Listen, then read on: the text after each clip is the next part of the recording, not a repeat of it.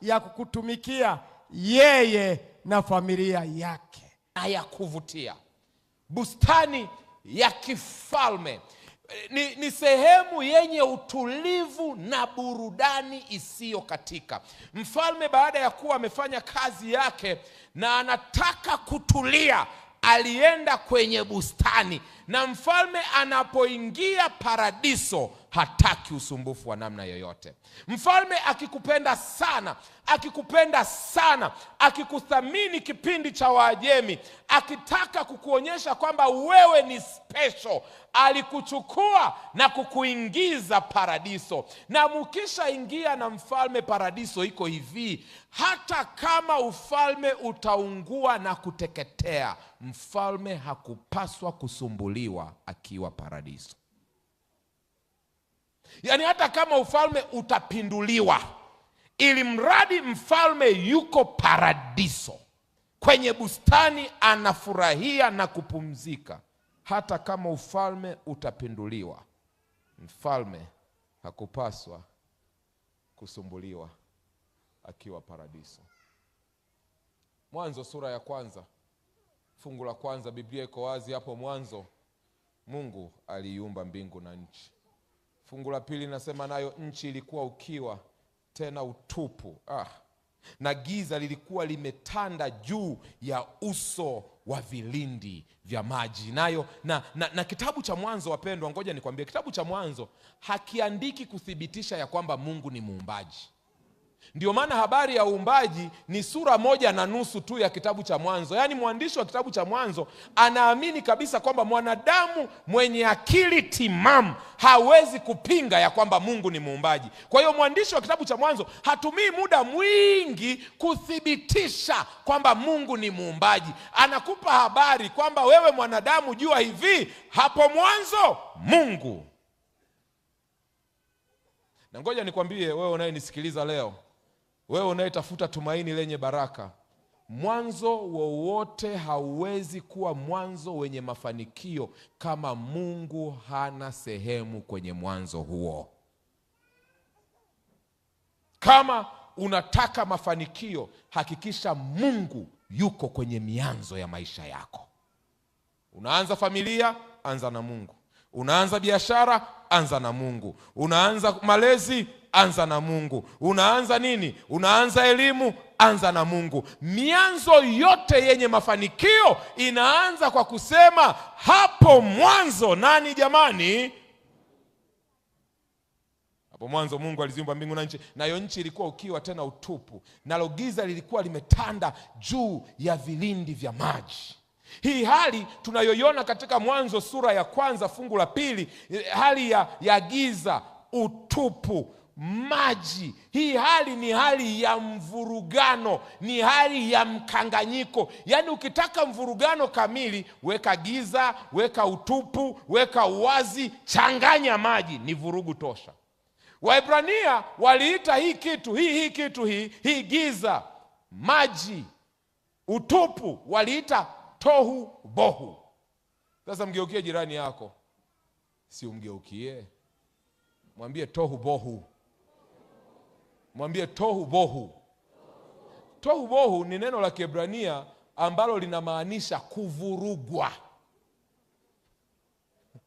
Kwa hiyo, yani Mungu anaposimama ili aanze uumbaji, Biblia inasema ya kwamba hali ilikuwa ni hali ya kuvurugwa. Na ukweli usiopingika, yupo mtu anayenisikiliza hapa, maisha yake kiuhalisia ni tohu bohu, maana maisha yamemchanganya na yamemvuruga.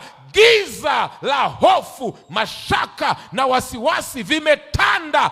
Ni mpweke, hana mume, hana mke, hana mzazi, hana ndugu, ni mpweke. Hata marafiki ndio wamegeuka kumsengenya. Anajisikia yuko kwenye giza, anajisikia yuko kwenye utupu. Tohu bohu sio tu hali ya dunia kabla ya uumbaji. Tohu bohu ni uhalisia wa maisha ya mwanadamu. Tumevurugwa. Tumevurugwa. Lakini habari njema ni hii. Fungu la 2 la Mwanzo linaishia kwa kusema lakini roho ya Mungu ilitulia. Mungu hakimbii mivurugo ya maisha yako. Mungu hakimbii giza la maisha yako. Mungu hakimbii machafuko ya maisha yako. Katikati ya giza, katikati ya machafuko, katikati ya vurugu, katikati ya kutindikiwa, katikati ya magonjwa, katikati ya malezi yaliyoshindikana, katikati ya ndoa chungu, Roho wa Mungu anatulia. Na uwepo wa Roho wa Mungu ndio unaoleta tofauti kwenye maisha ya mwanadamu. Lipo tumaini. Niwape uzoefu huu, hata nilikuwa sijapanga kusema. Mwaka 2022 mchungaji Mwakaswese, unakumbuka mliniruhusu kwenda shuleni mwezi wa 8. Ninaondoka nchini kuelekea ugaibuni, ninamwacha mke wangu Magomere ana mimba kubwa. Yule mama aliyekuwa anaimba hapa, mimba kubwa. Na ninaondoka na namwacha na mimba kubwa. Ninaondoka nchini nikiwa mchungaji aliyowekewa mikono Pastor Toto. Lakini ninaenda kwenye maisha ya shule. Nilikuwa nachunga kanisa. Naendesha baraza la kanisa. Yeye anamwambia jamani, Jumapili hii ni baraza la kanisa. Wanaume wanaacha mambo yao yote, wanakuja. Nimefika nchini pale, mambo magumu. Si ni mwanafunzi sasa? Hamna mshahara, hamna baba, hamna mama, ni wewe na Mungu. Kapita mwezi wa kwanza, mwezi wa pili, mwezi wa tatu, ikafika Disemba 2022. Mambo si mambo, hali si hali. Mama amejifungua, hali ngumu, hela sina. Shule bila hela nayo inakuaga ni ngumu jamani. Yaani mpaka nikaanza kujizi, au nimekuwa mjinga siku hizi? Kumbe sio mjinga, hela. Nikatafuta kazi ya kiwanafunzi. Siku naenda kwenye interview, wananiambia wewe kwenye CV umesema ni mchungaji aliyewekewa mikono. Unafanya nini kutafuta kazi kwenye supermarket ili upange maboksi? Nikamwambia mimi ni mwanafunzi. Niko mbali na nyumbani, sina mjomba, sina baba, sina mama. Nipo hapa, nifanyeje sasa? Lazima nisome, nilipe ada, nilipe bili. Nifanyeje sasa? Tohubohu, mambo yamevurugana. Tohubohu sio tu hali ya uumbaji, ni uhalisia wa maisha yetu. Siku moja, hii siku ilikuwa mbaya. Niko kazini. Nikiwa pale kazini, nimepanga boksi. Jamani, mchungaji aliyewekewa mikono, nimepanga boksi. Nimezipanga boksi, nimepanga boksi. Sala kwanza, sala tatu. Na bahati mbaya hizo nchi bana wanalipa kwa masaa. Kwa hiyo ni msuli wako tu. Yaani sala 4, sala 5, sala 6. Nasikia kabisa nimechoka, nimepanga boksi. Hamna baraza la kuitisha, hamna meza ya kuandikia, nimepanga boksi. Beba boksi, panga boksi, beba boksi. Ilipofika sala 10, nimechoka. Nikajiuliza, hivi ninafanya nini hapa? Mke wangu amejifungua, mtoto sijamuona, hii vurugu vurumai, mimi ninafanya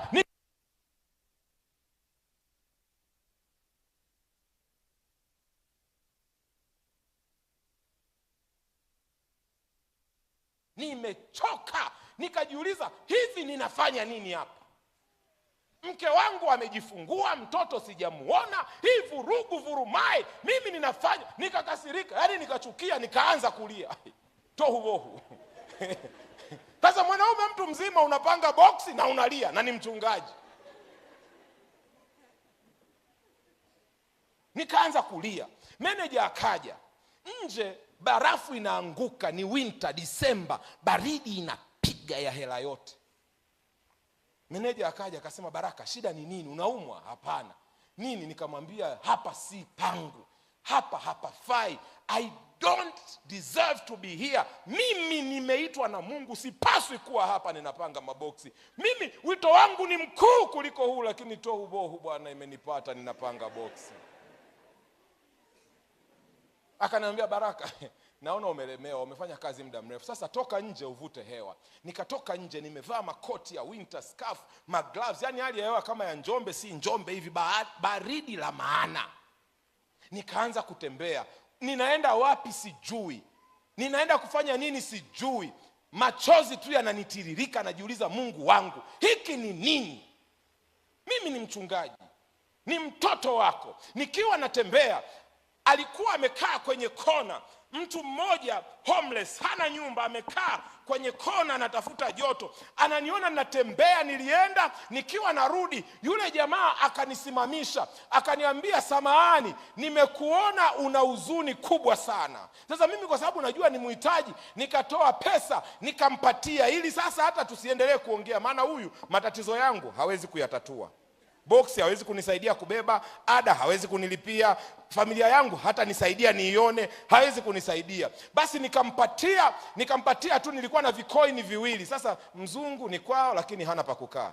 Mimi mgeni nalia, napanga maboksi, vikoini nilikuwa navyo, nikampatia vipaundi viwili hivi. Nilipompatia, yule homeless man amechafuka, ananuka, akanitazama machoni, akaniambia, wewe ni mtu wa pekee na Mungu ana makusudi na maisha yako. Bwana akutendee mema. Kwa Kiingereza. Naitwa Dr. Emmanuel Osei, president wa South England Conference. Nimepata habari ya kwamba wewe ni mchungaji na uko hapa nchini. Tunataka utusaidie kuchunga kanisa hapa Uingereza. Roho wa Mungu huwa anatulia katikati ya michanganyiko.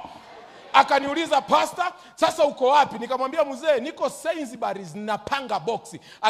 Nafika saa 3 ofisini, hakuna interview, hakuna chochote. Ananiambia, kanisa utakalo ni hili hapa, lini uko tayari kuanza kazi? Ngoja, sijamaliza. Nikamwambia siku ambayo niko tayari kuanza kazi. Akasema, ninajua ni mwanafunzi, kuna kahera kadogo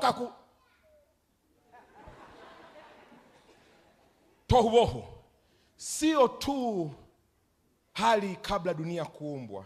Tohubohu ni uhalisia wa maisha ya mwanadamu. Mungu anapoiona hiyo tohubohu, roho wake ametulia. Na ngoja nikwambie, huyu roho wa Mungu ndiye aliyemfufua Kristo kutoka katika wafu. Warumi sura ya 8 fungu la 11. Kama aliweza kumfufua Kristo kutoka katika wafu, akaweza kunipatia mimi kazi kwenye nchi ya ugeni, tena kazi ya wito wangu, hata wewe anaweza kukutoa kwenye maumivu na shida zako.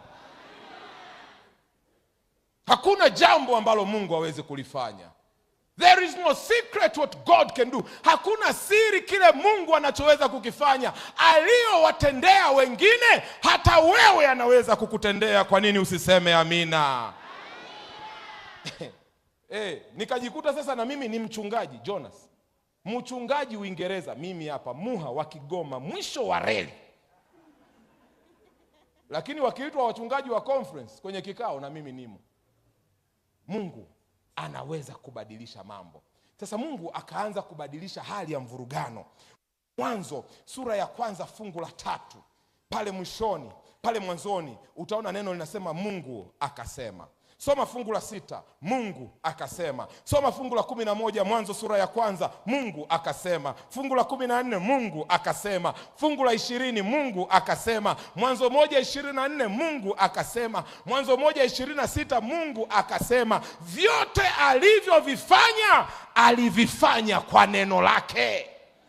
Zaburi 33 fungu la 6, kwa neno la Bwana mbingu zilifanyika, na jeshi lote kwa pumzi ya kinywa chake. Waebrania 11 fungu la 3, kwa imani twafahamu ya kuwa ulimwengu uliumbwa kwa neno la Mungu. Ili Mungu abadilishe mambo ya maisha yako, hahitaji kufanya vingi, ni neno lake tu. Uko hapa una ugonjwa, neno la Bwana lina nguvu ya kukuponya. Kwa neno lake dunia ikaumbwa, na akaifanya dunia. Siku ya kwanza weka nuru, wale watu wa mitambo watanisaidia, na akatenga mchana na usiku kwa neno lake. Siku ya pili akaweka anga, akatenga maji ya juu na maji ya chini. Siku ya tatu akatenga nchi kavu akaweka nchi kavu na mimea. Siku ya 4 akaweka jua, nyota na mwezi. Siku ya 5 akaweka samaki wa baharini na ndege wa angani. Siku ya sita Mungu akafanya kitu cha pekee, akatamka wanyama kwa spishi zake wakatokea. Lakini unapofika Mwanzo sura ya 1 fungu la 26, Mungu akasema, sasa Mungu hatamki tu ili vitokee, anatoa tamko la mamlaka yake. Anasema muda umefika na tumfanye mtu kwa mfano wetu na kwa sura yetu, wakatawale ndege wa angani na samaki wa baharini na vyote vyenye kutambaa juu ya nchi. Fungu la 27, Mungu akamfanya mtu kwa mfano wake, mwanaume na mwanamke akawaumba. Fungu la 28, akawaambia, nendeni mukazae, mukaongezeke, mukaijaze nchi na kutiisha vyote. Siku 5.5 alitamka vikawa. Siku ya 6 alitamka wanyama wakatokea. Lakini alipofika kwenye kumuumba mwanadamu, anasema hili sio tamko, ninatoa tamko la kile ninachokwenda kukifanya, kisha nitamuumba mwanadamu. Unajua nini kinafanyika? Unapofika katika Mwanzo sura ya 2 fungu la 7, Biblia inasema Bwana Mungu akamfanya mtu kwa mavumbi ya ardhi, akampulizia puani pumzi ya uhai, mtu akawa nafsi hai. Ndiyo maana jana Dr. Magomere alisema mtu ni zaidi ya mwili. Pamoja na mwili, ndani yangu, ndani yako tumebeba pumzi ya Mungu. Na hicho ndio kinachotupatia thamani wanadamu kuliko vitu vyote duniani. God's Spirit, God's breath is in us. Daudi kwa kulijua hili akaimba.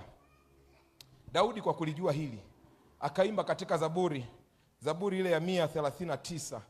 Daudi akaimba kabisa. Zaburi 139 fungu la 14. Daudi akasema, nitakushukuru kwa kuwa nimeumbwa kwa jinsi ya ajabu na ya kutisha. Matendo yako ni ya ajabu na nafsi yangu yayajua sana. You are fearfully and wonderfully made. Umeumbwa kwa namna ya ajabu na ya kutisha. Mgeukie jirani yako, mshike mkono, chagua mmoja, usishike wawili. Mwambie, wewe umeumbwa kwa namna ya ajabu na ya kutisha. Mwambie, wewe ni mzuri. Mwambie, wewe una mvuto. Sasa kuna mzee ameanza kukasirika, maana yeye amekaa huku, mama amekaa kule, na kuna bingwa amekazana, wewe una mvuto na ni mke wa mtu. Wewe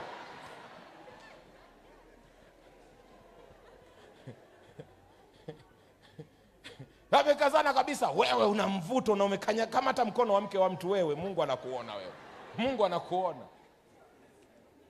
Ngoja nikwambie wewe mtoto wa Mungu, usibabaishwe na yeyote, usibabaishwe na lolote. Mungu amekuumba kwa namna ya ajabu na ya kutisha. Lakini 2, Mungu amekupatia mamlaka, power. Mungu ameiweka ndani yako. Anasema wewe utasimama kwa niaba yangu, utawale viumbe vyote. Tawala ndege wa angani, tawala samaki wa baharini, wanyama wa baharini. Shida wanadamu ni kwamba dhambi imetuharibu. Tumeshindwa kutawala wanyama wa mwituni, tunataka tutawaliane sisi kwa sisi. Halo? Kuna mzee hapa yuko busy anatafuta kumtawala mke wake. Kusudi la Mungu linataka wewe, kama unataka utawala ndege wale, samaki wale, nenda Serengeti, tafuta simba, waambie kaeni hapa ni watawale.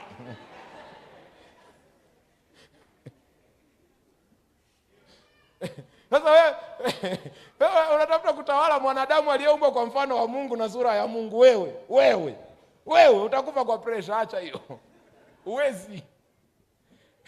Haya mambo ya wanadamu kutawaliana ni matokeo ya dhambi, sio mpango wa Mungu. Na kuna watu sasa hata kutawala watoto wao na wake zao wameshindwa, wanataka kuja kututawala sisi kanisani. Siendi huko, nimeacha. Ngoja nikuonyeshe kitu kizuri Mungu alichokifanya kwenye uumbaji. Siku ya kwanza alipoweka nuru na kutenga mchana na usiku. Alright?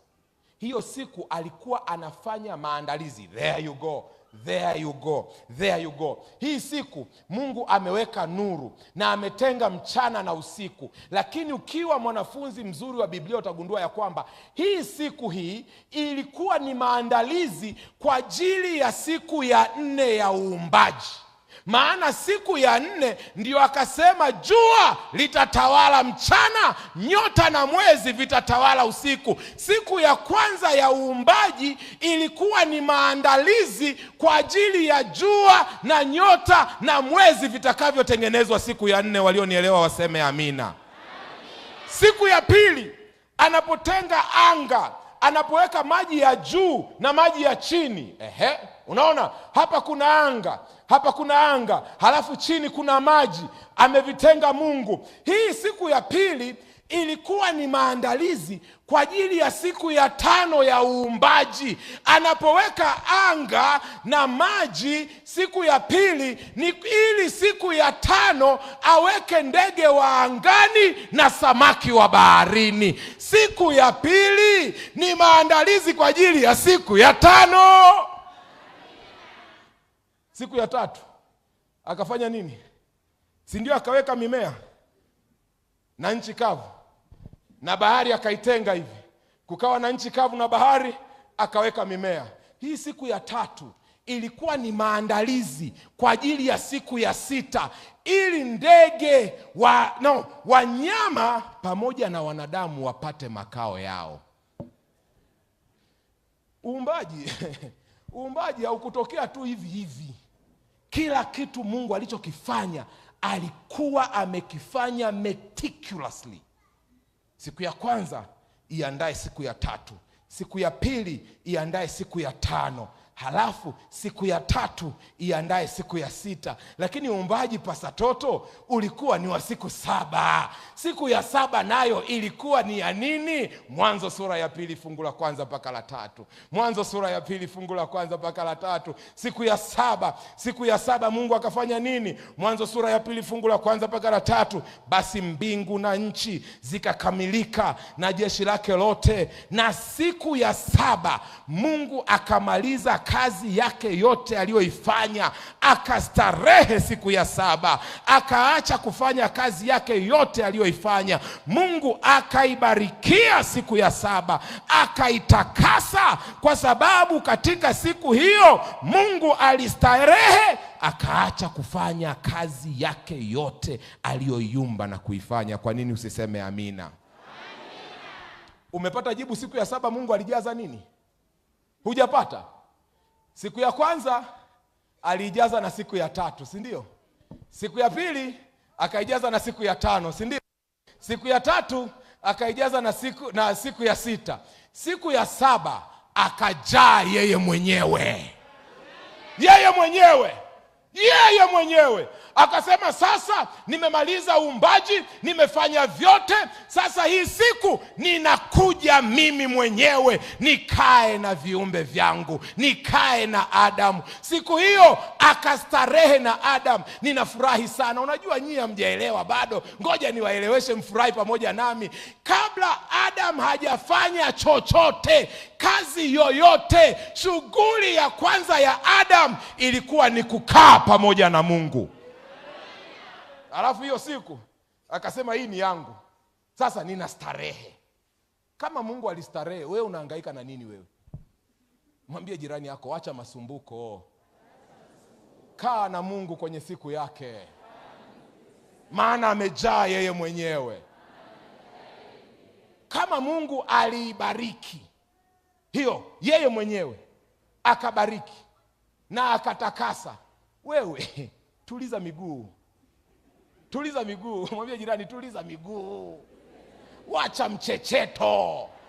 Siku ya Mungu, kaa na Mungu. Utabarikiwa, utastarehe na utatakaswa. Maana siku ya 7 Mungu hakuijaza kitu chochote, alijaza na uwepo wake mwenyewe. Haleluya. Anyways, tunaendelea sasa. Mambo yakiwa mazuri hapo, Mungu akamwambia Adam, sasa wewe sijakuumba kama robot, nimekuumba na akili, maana wewe ni uwakilishi wangu. Nataka viumbe vyote vikikutazama wewe wauone mfano wangu, na mimi ni Mungu mwenye akili na maarifa. Sasa nataka na wewe uwe na akili na maarifa, na ninakupatia zawadi ya uhuru wa kufanya maamuzi, freedom of choice. Robot tu ndo halina uhuru. Ukilikomandi liende limeenda, rudi Mungu anasema wewe una mfano wangu na sura yangu, nataka nikupe uhuru wa kufanya maamuzi, na katika kufanya maamuzi ndio nitajua kama kweli unanipenda na kunitii. Maamuzi yako ndio udhihirisho wako ya kwamba unanipenda na kunitii na kunikubali. Mwanzo sura ya 2 fungu la 16 na 17. Bwana Mungu akamwagiza huyo mtu akasema, matunda ya kila mti wa bustani waweza kula, lakini matunda ya mti wa ujuzi wa mema na mabaya usile, kwa maana siku utakapokula matunda ya mti huo utakufa hakika. Adam, una uhuru, una akili. Nataka nijue kama wewe kweli unanipenda na kunitii. Na hii nakwambia, miti yote kula, huo mti usile, maana siku utakapokula utakuwa umedhihirisha kwamba hunipendi na hauitii mamlaka yangu. Nikiwa nasoma Mwanzo sura ya 2, ndio ninasikia mwangwi kutoka kitabu cha Ufunuo sura ya 12. Yaani hapa nasoma Mwanzo sura ya 2, mambo mazuri Mungu amejaza. Siku ya 7 wanakula good time, kula kila kitu, huu usile, nitii, niheshimu, tupendane. Na ghafla ninasikia mwangwi kutoka Ufunuo 12 fungu la 7 mpaka 9. Kulikuwa na vita mbinguni, Mikaeli na malaika zake wakapigana na yule joka. Yule joka naye akapigana nao pamoja na malaika zake, nao hawakushinda, wala mahali pao hapa kuonekana tena mbinguni. Fungu la 9, yule joka akatupwa, yule mkubwa nyoka wa zamani aitwaye Ibilisi na Shetani, audanganyaye ulimwengu wote, akatupwa hata nchi, na malaika zake wakatupwa pamoja naye. Adam anakula good time hapa. Tuheshimiane, tupendane, ishi kwa mipaka, uhuru ni wa kwako, fanya maamuzi. Mwangu unasema vita inapiganwa mbinguni.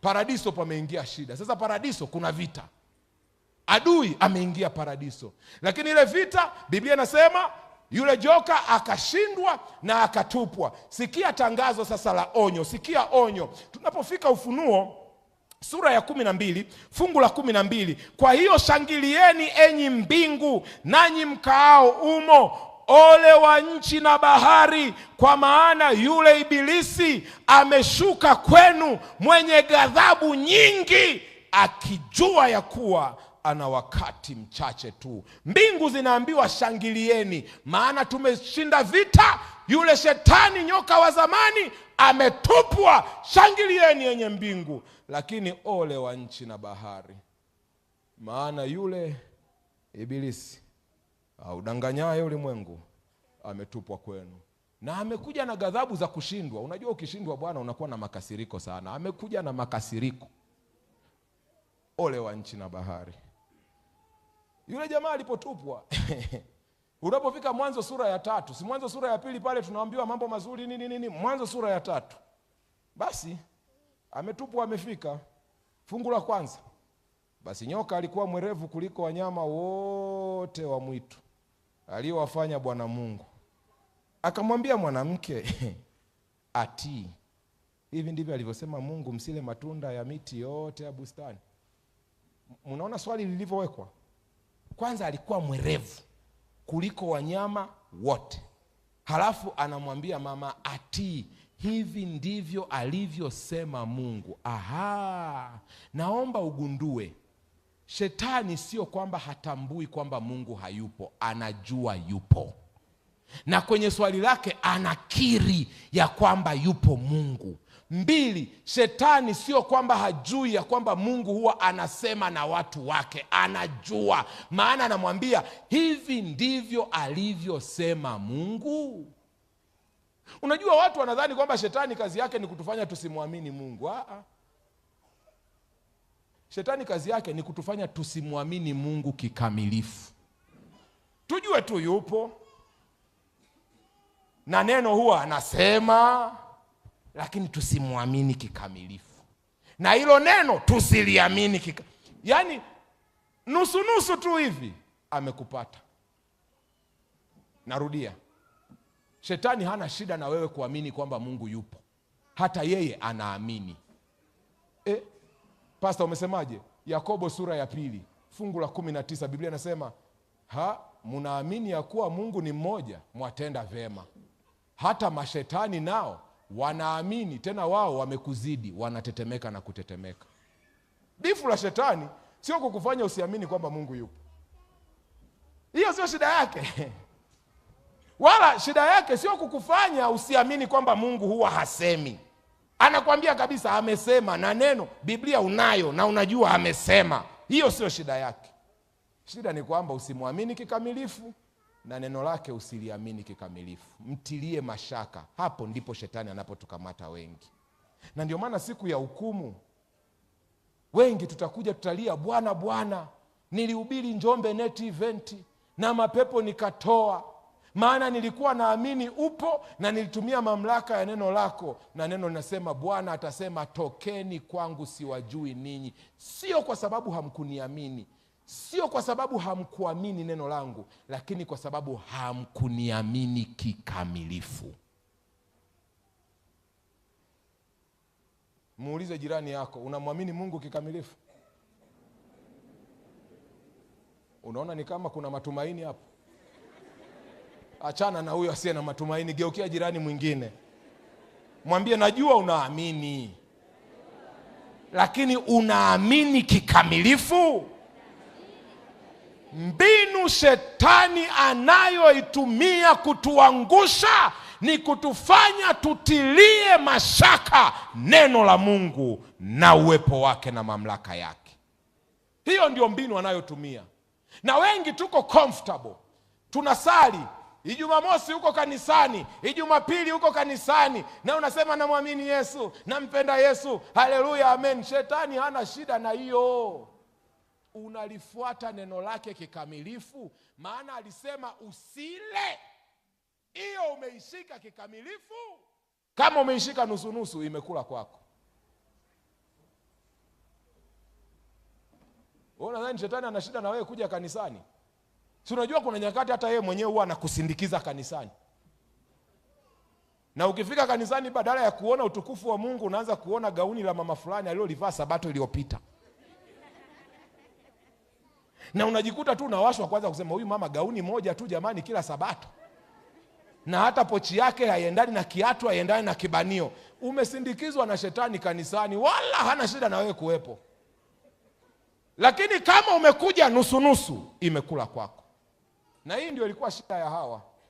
Shetani alipompandikizia mbegu ya mashaka na akayanunua mashaka ya shetani dhidi ya tabia ya Mungu na neno la Mungu, dhambi ikawa imeingia duniani. Dhambi ni matokeo ya kutilia neno la Mungu mashaka. Dhambi ni matokeo ya kutilia mamlaka ya Mungu mashaka. Kwa Hawa kuanza tu kufikiria ya kwamba yawezekana Mungu akusema yote tayari. Na unajua shetani alimpa mwanadamu jaribu kubwa sana, nitaondi. Alimdanganya akamwambia, sikiliza, huu Mungu mimi namfahamu. Nyie mnaongelea habari za Yerusalemu mpya, kule mimi ndio, yani kule ndio mitaa yetu. Bahari ya kioo, mimi nimeogelea sana kule wewe. Huyu Mungu huyu anajua kwamba siku mtakapokula matunda ya huo mti mtakuwa kama yeye. Ana hofu. Hajawaambia yote. Msimwamini kikamilifu.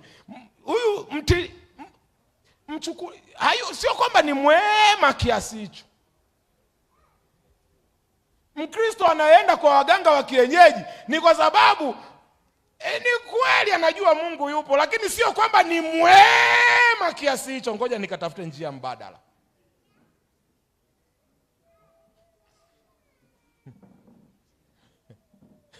Na bahati sasa ni mkurugenzi wa wakili, sasa anajikuta mtu aliyebarikiwa na Mungu na arudishi zaka.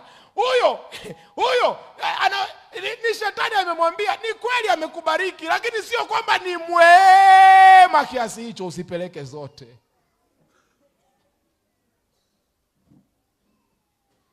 Anajua Mungu, in fact shetani anachomwambia Hawa pale, anamwambia ya kwamba Mungu anaogopa kwamba ukila matunda utakuwa kama yeye. Ana hofu. Na jaribu la Hawa ndiyo jaribu la wengi wetu. Tunataka kuichukua nafasi ya Mungu kwenye maisha yetu. We want to be our own gods. Tunataka kuwa miungu yetu wenyewe. Tunataka kuwa na mamlaka kamili ya maisha yetu. Tunataka kujitawala wenyewe. Tunataka kuendesha mambo yetu na maisha yetu kama tunavyoyataka. Tunataka tuwe miungu yetu wenyewe. Na wazo la kuwa kama Mungu linafurahisha. Kwani nani asiyetaka kuwa kama Mungu? Nani? Kwa hiyo anapoambiwa utakuwa kama Mungu, anasema yes. Hiyo yenyewe hiyo. Na hilo jaribu linatuangusha wengi. Mwanadamu yuko kwenye pambano la kuwa kama Mungu. Haya masatellite tuliyoyafunga kote, tunataka tuwe kama Mungu, tunaona vyote kwa wakati mmoja duniani. Ni jaribu tu la kuwa kama Mungu. Hapa niko na ubiri hapa. Pale ukiingia YouTube ukabonyeza tu translate, mara moja sauti yangu inatoka kwenye Kiswahili, inakuwa Kiingereza, inakuwa Kifaransa, inakuwa Kiarabu. I want to be in control. Jaribu lililomwangusha Hawa linatuangusha hata leo. Tunamfukuza Mungu na mamlaka yake kwenye maisha yetu, na tunaichukua nafasi ya Mungu. Ndio maana Mungu anakuambia usiwe na miungu mingine ila mimi, lakini wewe bado unatengeneza miungu yako. Usijifanyie sanamu ya kuchonga, wewe unazo za kwako. Usilitaje jina la Bwana Mungu wako bure, wewe kila kitu. Haki ya mzungu wewe. Anakuambia ikumbuke siku ya Sabato uitakase, lakini kwa sababu unataka kuichukua nafasi yake, unasema mimi ndio nitakayeamua ninaikumbuka siku gani, na mimi ndio nitakayeamua ninaitakasa siku gani. Waheshimu baba yako na mama yako. Bana, wazee watu wanazeeka vibaya. Wazee wenyewe wakizeeka wanaanza kupoteza kumbukumbu. Wazee nao ukiwasikiliza sana wanakuingiza chaka. Nitakuwa Mungu wangu mwenyewe. Usiibe. Kila mtu anaiba. Kwani nani asiyejua? Bila kuiba mambo hayaendi. Lazima tupige moja haikai, mbili haikai, tunachanganya. Nitafanya ninavyojua mwenyewe. Usizini. Mungu naye anatubania sana. Yaani mwanamke mmoja maisha yote, maisha yenyewe haya, mwanamke mmoja. Jaribu lililomwangusha Hawa la kuchukua nafasi ya Mungu na kutokuamini na kuitii mamlaka ya Mungu, ndiyo jaribu linalotuangusha leo.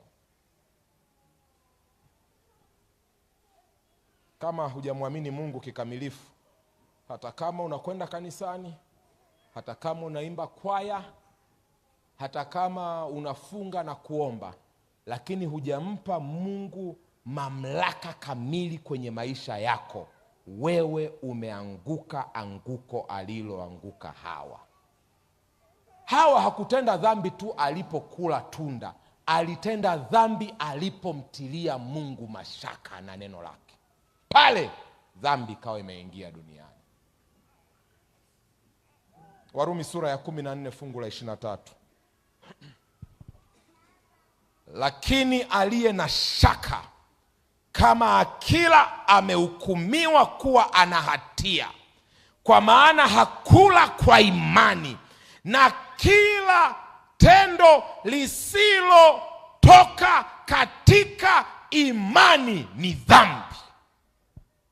The moment hujamwamini Mungu kikamilifu, hata kama unaenda kanisani, unasaidia masikini, lakini hujampa Mungu mamlaka kwenye maisha yako, wewe unaogelea katika dhambi. Adui aliyeingia paradiso amekupata na wewe. Waebrania 3:12.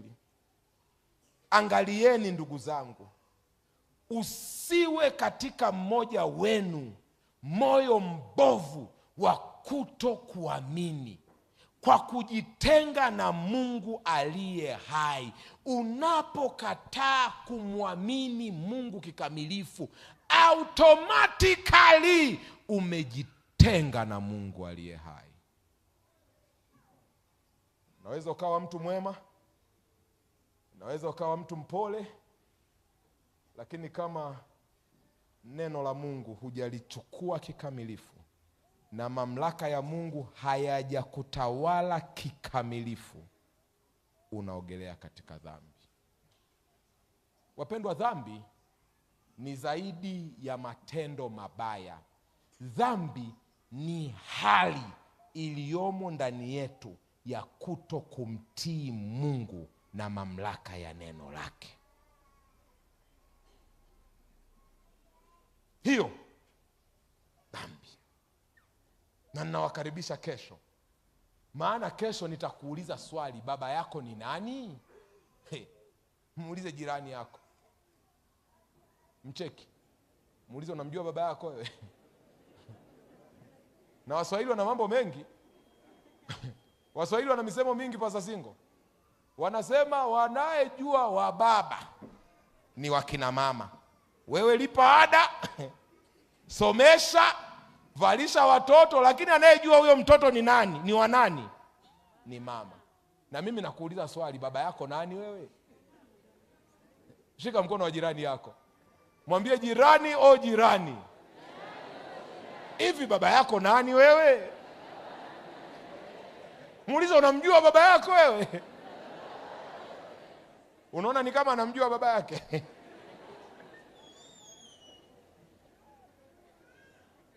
Kesho tutamuona baba wa ulimwengu huu baada ya mwanadamu kutokuiamini na kuitii mamlaka ya Mungu kikamilifu. Jioni ya leo nataka uondoke hapa ukiwa na ujasiri. Ujasiri wa kwanza, ondoka hapa ukijua ya kwamba Mungu anatuliza vurugu za maisha yako. Kwa nini usiseme amina? Ujasiri wa pili, ondoka ukijua ya kwamba wewe hauko hapa kwa bahati mbaya. Mungu amekuweka hapa na wewe ni wa ajabu na wa kushangaza. Kwa nini usiseme amina? Ondoka hapa. Unajua watu wasikudanganye, unaweza ukawa kifupi, kinene, nini. Wewe ondoka kifua kikiwa mbele. Mwambie, thamani yangu sio kwenye ufupi wangu, thamani yangu ni kwenye pumzi ya Mungu iliyomo ndani yangu. Wewe unaona ufupi, unaona weusi, unaona nini, unaona kitambi. Na tunapambana na dokta. Hii milima ya hapa Njombe tunaipanda kweli. Huyu Dr. Magomere msimuone hivi, ananisurubisha. Leo amenitembeza kilomita karibu 8. Tunapambana kuondoa kitambi. Dr. Magomere, thamani yangu haiko kwenye kitambi, pumzi ya Mungu iliyomo ndani yangu. Haleluya! Hii, tembea kwa ujasiri, usitishwe na mtu yoyote. Lakini tatu, ninaomba sahau mengine. Mwambie Mungu, nitatii mamlaka ya neno lako. Mwambie Mungu, nitatii mamlaka ya neno lako. Mwambie Mungu, nitatii mamlaka ya neno lako. Na kila utakachoniagiza kwenye neno lako nitatenda. Dhambi iliingia kwa sababu Hawa alishindwa kutii mamlaka ya neno la Mungu. Mungu alimwambia, utakapokula matunda ya huo mti, Mwanzo 2:17, hakika utakufa. Akaisikia sauti ya adui aliyeingia paradiso kwenye Mwanzo 3:4, akamwambia, hakika hautakufa. Na mwanadamu akajikuta amekaa njia panda, amtii Mungu au amtii yule kiumbe shetani?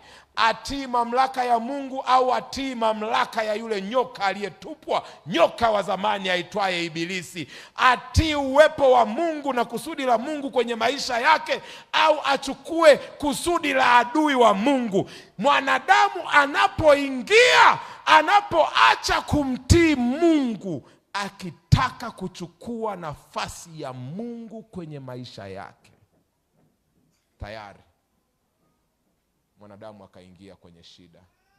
Ondoka kwenye ibada hii, ondoka kwenye kituo chako ukiwa na ujasiri ya kwamba lolote Mungu analoniambia kwa mamlaka ya neno lake, nitalitii kwa gharama yoyote.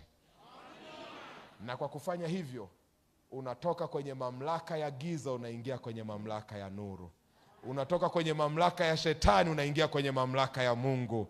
Unatoka kwenye utawala wa Ibilisi unaingia kwenye utawala wa Mungu. Na utakapofanya hivyo, tumaini lenye baraka litawaka ndani yako. Mwenyezi Mungu awabariki na kuwalinda. Nuru ya uso wake iwaangazie na kuwafadhili. Mwenyezi Mungu awatendee yaliyo mema. Mwenyezi Mungu akabariki hatua za miguu yenu. Awabariki muingiapo na awabariki mtokapo. Awabariki mchana na awabariki jioni. Akabariki mazao ya matumbo yenu. Familia zenu zikabarikiwe. Mukaitwe waliobarikiwa katika mataifa. Tumaini la kurudi kwa Yesu lidumu likiwaka ndani yenu katika jina la Kristo Yesu. Kila anayeamini na aseme amina. Na amina kubwa. Mshangilie Bwana na useme amina. Wangapi wanasema leo nitatii kila anachoniambia Mungu? Kwa nini usisimame?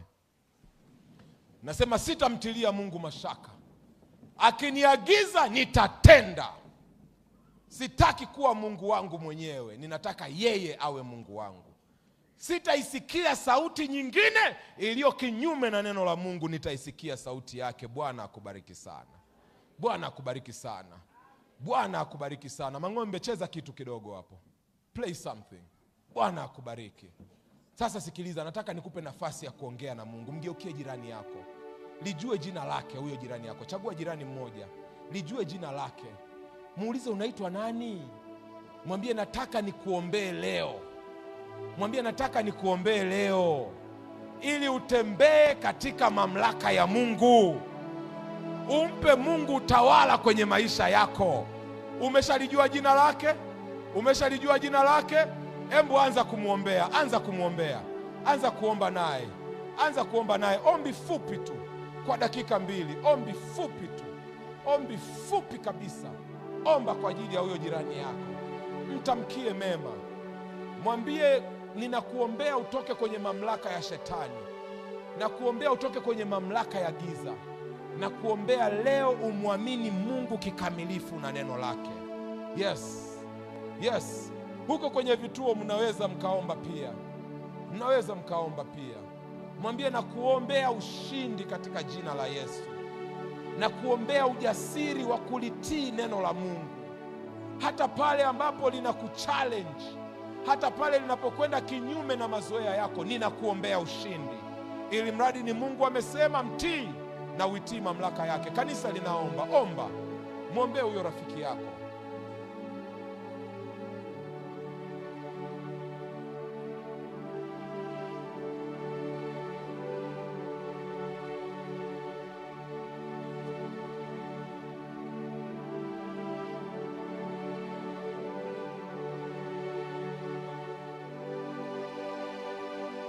Mchungaji wa mtaa huu ninakukaribisha hapa.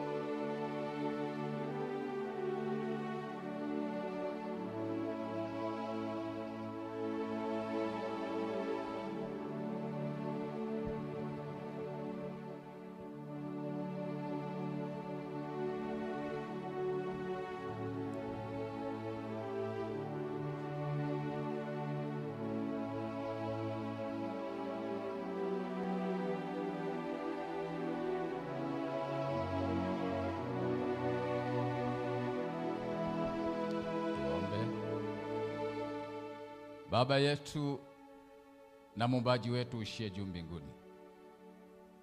Mungu uliyeziumba mbingu na bahari na chemchemi za maji, tunakushukuru kwa sababu wewe ni Mungu mwenye rehema. Maana katika masaa ya jioni ya leo umejifunua kwetu kupitia mtumishi wako, na ukatuonyesha namna ambavyo tunaweza kuishi katika maisha yaliyo sahihi, mahali pale tunapokuwa watiifu pasipokutilia mashaka neno lako. Tusaidie kuishi kwa kufuata maagizo yako, maana tunapoishi kwa kanuni hiyo, muunganiko wetu na wewe unakuwa hai, na tunadumu kuwa hai na kutenda kile ambacho ulikusudia mwanadamu uliyemuumba aweze kukitenda. Lakini kwa uwezo wetu hatuwezi. Tunaomba sasa neema yako katika jioni ya leo. Roho wako Mtakatifu akatuwezeshe, sauti yako ikanene ndani yetu, na kila ambalo umeliagiza na unaliagiza katika maisha yetu wanadamu tulio viumbe wako, tukalitende kwa ajili ya utukufu wa jina lako. Tunapokwenda kwa mapumziko ya jioni ya leo, tupatie mapumziko yaliyo mema. Bariki wanenaji wetu na hata mafundi mitambo na ndugu zetu, majirani, marafiki wanaohudhuria katika semina hizi. Tupate nafasi ya kuja mbele zako tena kwa wakati mwingine. Tunapokwenda nyumbani sasa, tunakabidhi maisha yetu chini ya uongozi wako na ulinzi wako uliothabiti. Tunaomba haya yote tukiamini utatutendea, maana wewe ni Mungu mwaminifu, kwa jina la Bwana wetu Yesu Kristo. Amin.